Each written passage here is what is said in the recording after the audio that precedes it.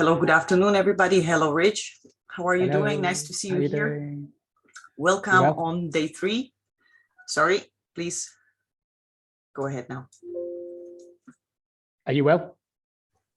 Perfect. I was Great. just a little bit, having another activities, but I'm back, so I managed it just in time. So this is excellent news. And nice to see you again, Rich. It's a great pleasure. You were working in marketing, so apparently it's going to be maybe an interesting topic for you. And I'm looking forward to hear some ideas from your side as well. Okay. Yeah, great. Cool. Shall we start? Please. Yeah. Let's do so. Okay. So welcome everybody. Also for the people that are going to see the replay of the session today on the online challenge for Frogeex day 3. And today it's going to be all around building a brand. So the first thing which I would like to highlight is there are basically like 2 major reasons why people would buy a product. They either love it or it solves a problem for them. So for anybody that works in marketing, and I see Rich already nodding your head, so please jump in whenever you find something interesting or where you would like to just, add some points from your side is it's important to understand who is your customer. So what is your ideal customer? What is the avatar? What is also the problem that you solve for them? So, as mentioned before, they either love it, customers either love the solution, or it's really solving a problem for them. You need to also be sure before you jump in all the, messaging and shaping all the campaigns that you are going to develop for your product and or for the company or for your project or idea, whatever it will be. You need to be sure that you also use the language that is suitable for the customer to describe their problem that you are, trying to help them with.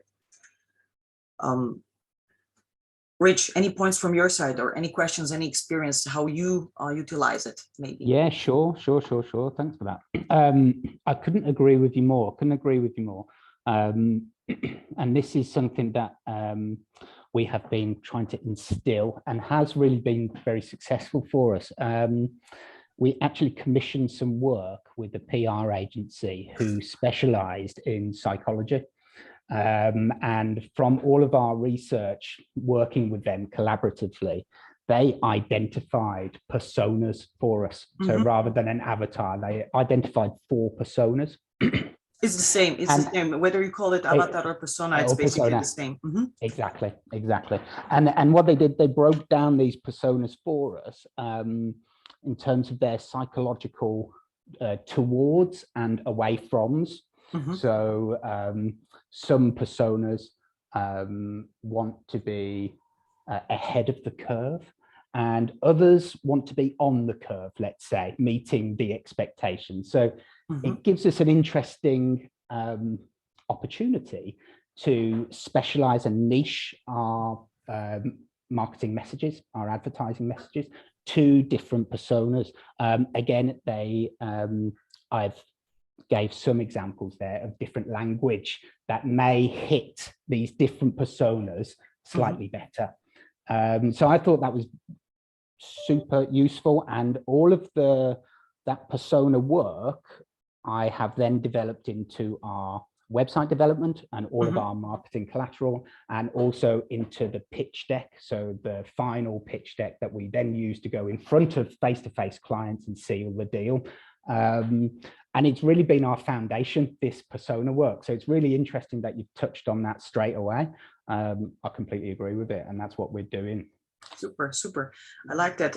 And it also shows that it's a little bit, really the essence of open marketing approach, when you just want to be, aligned with what your customer needs, what you want to deliver as well, how much value do you add.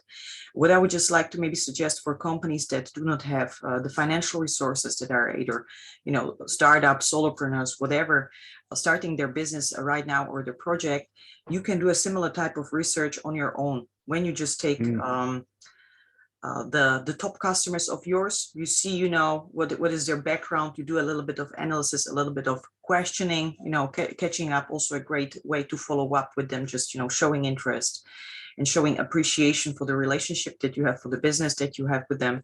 So this is also a great way just to utilize the customers that you have and the intelligence that you can, also convert into other potential clients with the same profile that you can then approach in your communications.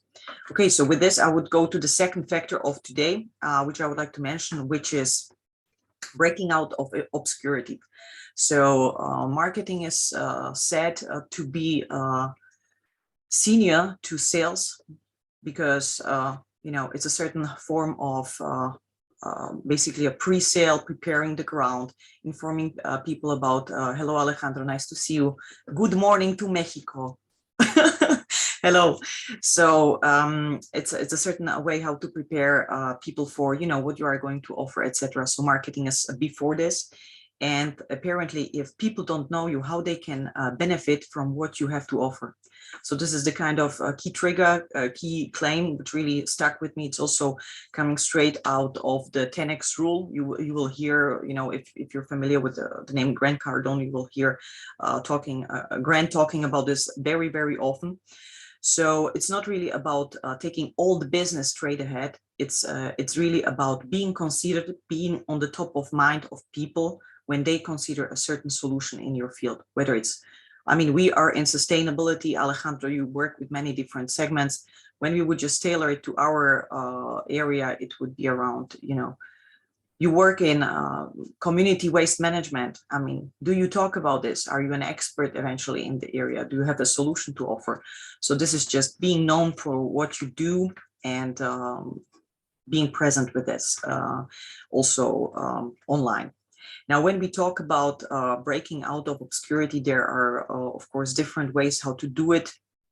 What we touched upon also yesterday, day one, we had around how to set meaningful goals, so they are really motivating for you, that you have the aspiration to continue despite hard work, etc. Yesterday, it was all about massive action. So where do you focus your energy? How do you take out time to attack basically the things that you need to do on a daily basis or whatever is needed to be done? And today it's connecting also those elements, a little bit of discipline and showing up consistently, whether it's, online meetings, whether it's presentations, whether it's webinars. Everybody of us, I believe, is flooded with information.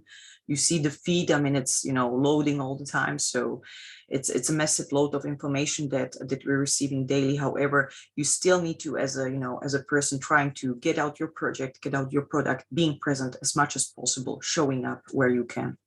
So this is also a little bit of being known for what you do, so people can rely on, your presence being out there.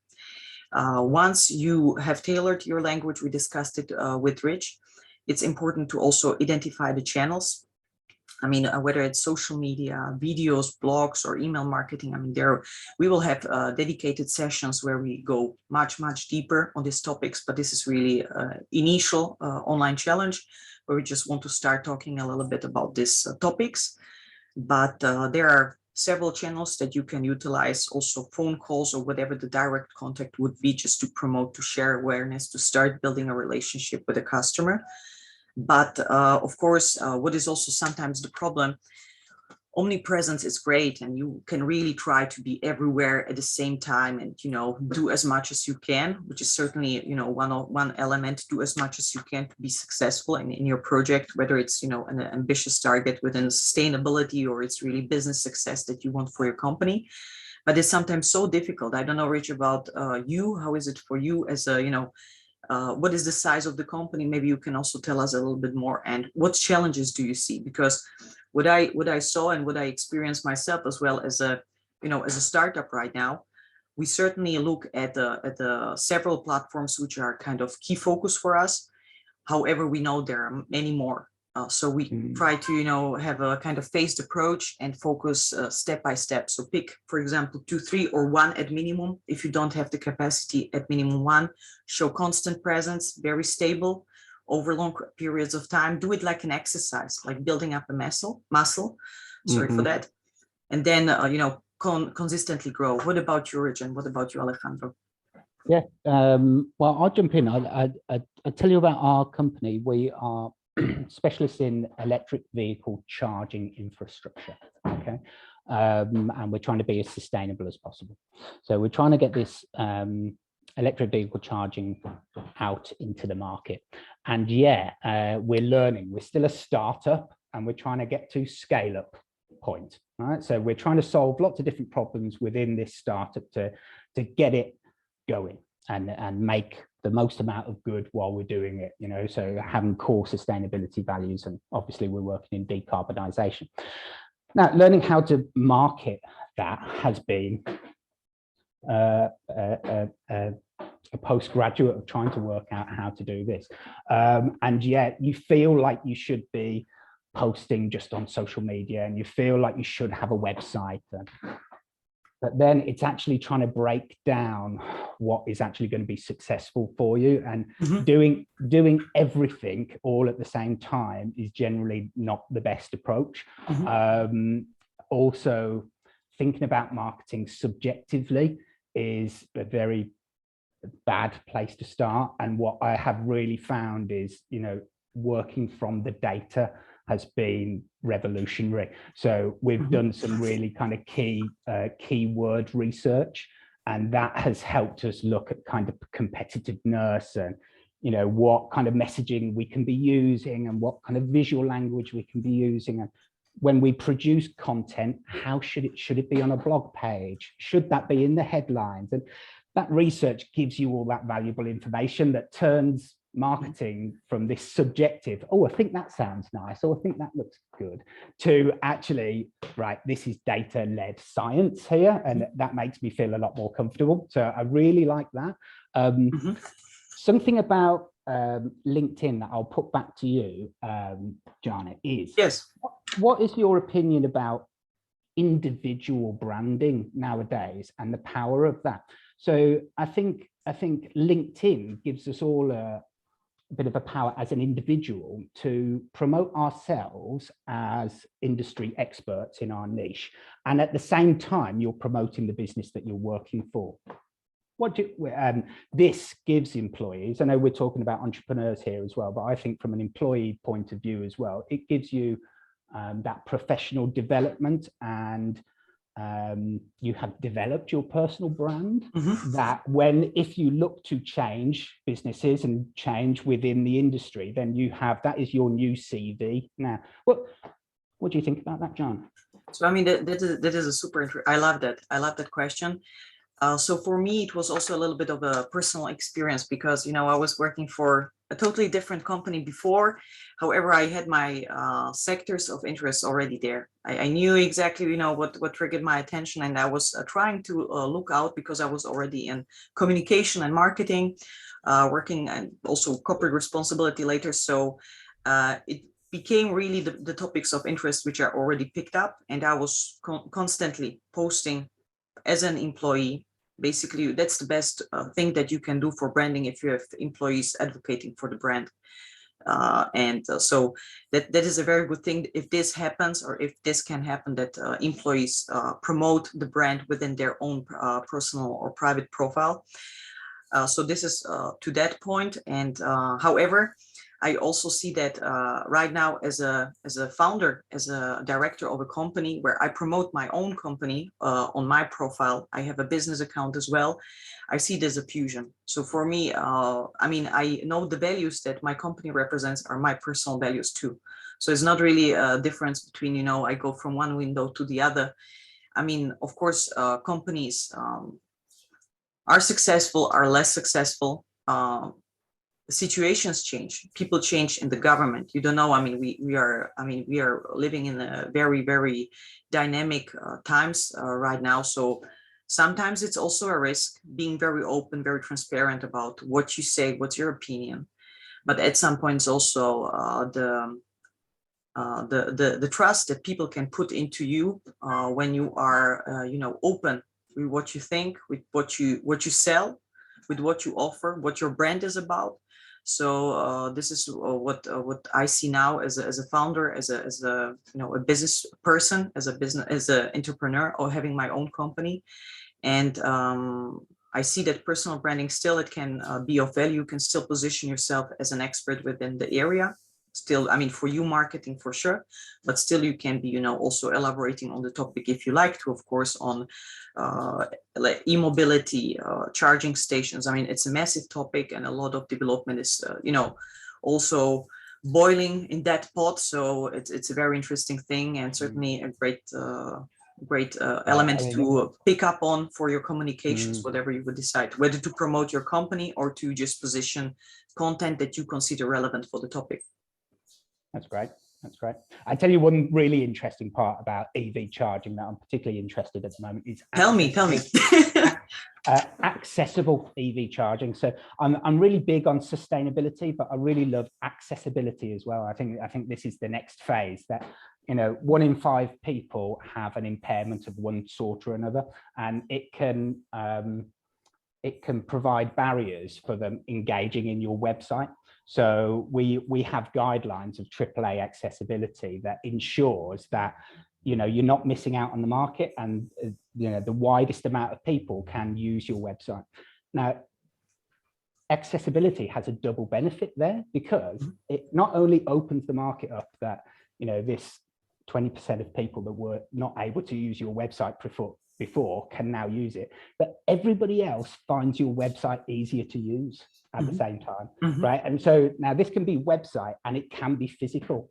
It can be train stations, it can be toilets, it can be EV charging bays, right? So I'm really interested to kind of follow that discussion. People in wheelchairs find it very difficult to reach the charging. Sometimes the computer screen can be very difficult. The apps you have to sign up for are many. So there's lots of different problems here that if you design the solution for accessible, it actually just makes it easier for everybody else. And you open up your product to a wider range. So it's something I'm really, really excited about, accessibility in general, sustainability and accessibility. And that's something that I'm really interested to do on our website and in the physical realm with our EV charging bays. So that's something that's really exciting me at the moment. Super. I mean, you just mentioned, I have like a ton of questions. But I would like to ask Alejandro, what do you think about this topic? I mean, you were working as a business strategist, advising a lot of companies, working with individuals, shaping their way, helping them to discover their path to make their visions come true. So what do you think about also? How do you look at branding, marketing for you, or just tell us, Alejandro? The first thing, I love your question, Rich, because I know that is key exactly in your business and everything. Remember, just one thing, just with this thing, you are going to know the answer. You are a person selling to persons. So if you are a person individually that is selling to others, it doesn't matter that you are selling to other companies. At the end, those companies are full of people. So if you are like that, that means that right now, more than ever, people is buying to people, more than any other company. So instead of trying to put your brand of, okay, I am Coca-Cola, you are not going to really reach that amount of people being a Coca-Cola, because you have to have those millions and millions of dollars just in marketing. But when you start to sell as a person and try to, okay, I am an expert in this area, and that's why you need to buy from me and from my business, everything changes. And when you are able as a leader to work with your employees to be having that they have the same vision as you, and they start to share as you, that talks a lot about that company, So it's more important the personal branding than the business branding, if you ask me. Right now, in these days, it's more important that, because really people is looking for people. They want to know what is happening. Look at Twitter, for example. You know that Twitter right now is being bought by Elon Musk. He wants to buy the company. Do you know why he's so successful in Twitter? Because he is the one that is writing the Twitters. Nobody else. This is it. He is the rock star CEO, isn't he? And I think he's molded himself into that persona. Would you say, Alejandro? Exactly. He is writing, he is saying, he has made some mistakes that the last 2 weeks, I don't know, like $2 million of some fines and some things. But for him was like, it doesn't matter. If you start to see how much he's gaining out of having this conversation one-on-one with people, Mhm. changes everything. So it's more about the individual than the company. And of course, when they buy you, for example, even in my case, I have some partners that I'm working with. And a lot of the cases when I am selling something, the person, because I was the connection that, for example, I started to talk with Jana and we want to help her with some things. The connection with Jana is with me. It's not with the company. It's not with everything that we are doing as a company. She Mhm. wants to talk with me. She has the trust with me, and everything is with me. And of course, it's my company, and we are talking about working the three of us together and helping her in other stuff. But she has a connection with me, and she wants me to help her. You know, so that happens all the time. Every time that I am selling something, people start to have the connection with me or with one of my partners, Mhm. and we are just supporting the others. And But that's at the end, it's mhm. a one-on-one. Super love your point, Alejandro. Totally agree. And also good networking and a good business relation is basically a mutual interest in the winning of each side. So basically, if that is like any other relationship, we're going to talk about that tomorrow. So business, sales, that's going to be monetization is going to be the discussion tomorrow. We're going to talk about that then. And I also really like the point about having the connection with person in another element, because it humanizes the brand. So it's not something like, as you say, Coca-Cola, so nice and so distant. You don't know anybody over there. You don't know. But if you have really the connection to the person, roughly, okay, we have the same values, or we are on the same wave. That is a totally different perspective going into even bigger topics or bigger projects. Of course, then it's even more interesting. I love that point, Rich, from your side on accessibility, just to highlight that one. And one thing that I would like to highlight in the end, when we talk about having consistent daily actions, building up the muscle of showing presence. I mean, Elon Musk and many other do it very well, that they support their brand, they support their topics, their projects on a regular basis. Quick small actions, but you just get the discipline. Okay, either I need to do it, and I believe it's I had it the same when I it's like a typical thing, a 90 days challenge. Do you continue for 90 days without any break? And it's really a challenge, because despite the fact that you have many information that are great, that are useful, articles that you would like to share, announcements that you have to make, it's sometimes a challenge to fight yourself through, get the 2 minutes, post it, and it's done. So, and this is also something that we discussed yesterday. What do you focus on with your energy? Do you focus on figuring out the explanations why you cannot do it, how busy you are, where your kids are, what your wife wants or husband wants from you, or whatever is happening at work? Or do you just go and do it? So that's also where we can utilize this power of do it, and do it now, in many ways. So this would be one thing. And where together or where to leverage the power of network, and how to just make it stronger are collaborations. So where you can benefit as a brand is work on collaborations, look for partners that are on the same wave, share the same values, are in the same project, or can bring in information that is valuable for your audience. This is why we have Alejandro over here, because I know that his coaching and what what his work is about is going to help tremendously businesses in many ways. And we have sustainable businesses, startups that are with us, that are figuring out their ideas, or elaborating, trying to scale their business, and they just need a little bit of help in the beginning. So this is why we do it, and it's going to bring a lot of value also to the rest, or many more, in your audience.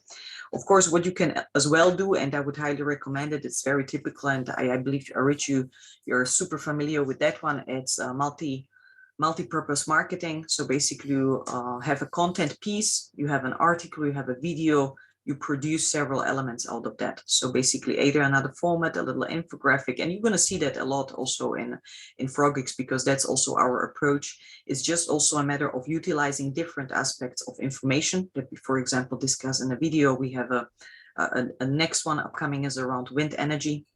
the offshore element. So, you know, what we don't pack into a video or into a podcast, we can pack into a infographic or in a little article. Whatever you decide, you have many options, and you can just pick, you know, a certain element. So recycle, repurpose, and tie content into your mission. So what do you want to achieve with your, you know, EV charging stations? Accessibility, a big thing.